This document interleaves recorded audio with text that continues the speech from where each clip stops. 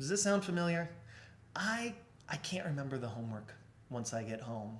Or I don't know what exercises to do. I didn't read the book of exercises. Or I'm afraid of doing it wrong. I'm afraid I'm afraid when I get home I'm going to actually hurt myself if I do it wrong.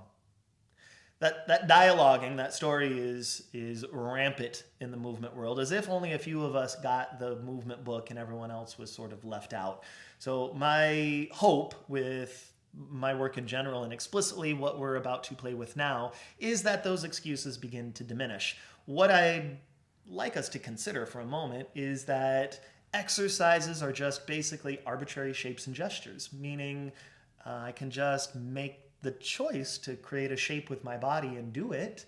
And if I put X number of rules on it, then I can name it an exercise. Or if I just do it, then I can call it a movement. If I do it to music or on stage, maybe I call it interpretive dance or what have you. If I do it in this venue, it's yoga. And if I do it in that venue, it's Pilates. When really it's just some shapes and gestures, some different ways that the body can and can't move.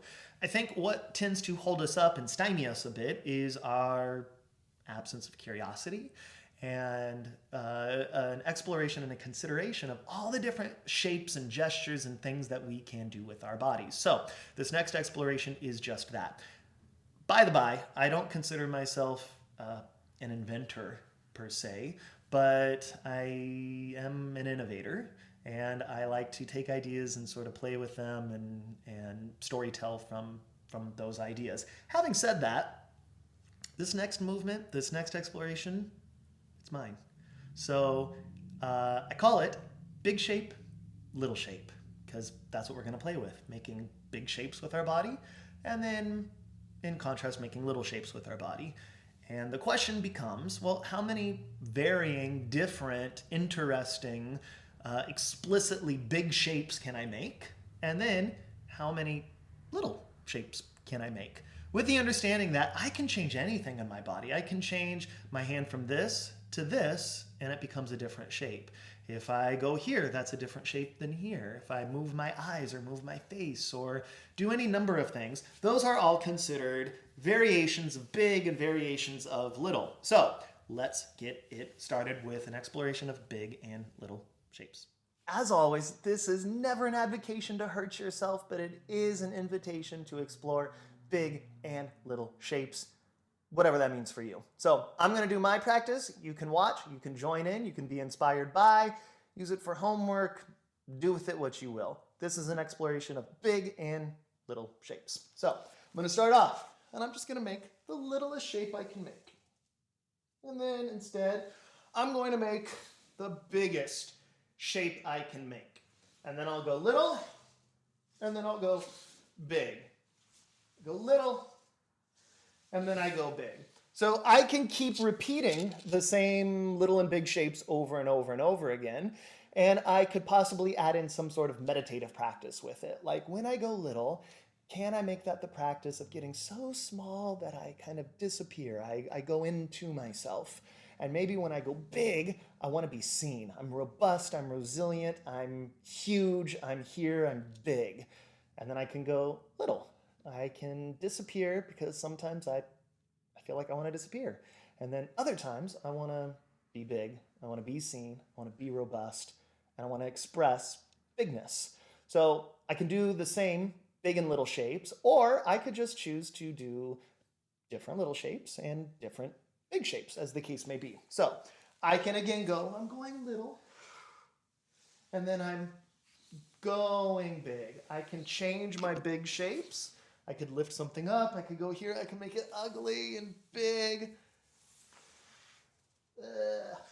I can go little. I could go a different little shape. Maybe my little is just here. Maybe my little is here. Maybe my big is here. Maybe my big is like, I don't know, like you decide how big your big is. And then I can practice my little shape on my side. And then I can go big on my side. I can go big. I can go big. I can go little. I can go big. I can go little. I can go real little. Itty bitty bitty. Or I can go real big. It's your choice, but just exploring how many different big shapes and how many different little shapes can I make on the floor, on my back, on my side. And then if I get real curious, what is it like to make big shapes as I stand? What's it like to make big shapes in my office chair or as I'm driving? What is it like when I make little shapes in my chair, when I'm driving, as I'm walking? When or how frequently am I big versus how many times a day am I little? Do I choose to occupy my space big, or am I more apt to occupy my space little? That's body language. That's the kinesics of, well, am I more comfortable being seen and being big, or am I more comfortable being little? And if I'm used to being big, what happens and what information and what value can I find in going little sometimes? And if I'm used to or feel more comfortable being little and contracted and small, and it feels weird to make big, robust, asymmetrical, slightly grimy, slightly off kilter, but really resilient, huge shapes, what am I going to learn if I spend more time just physically practicing making big shapes? What value can I find in being little? What value can I find in being big? And how is it going to inspire and educate my movement practice and my life practice? Just a question.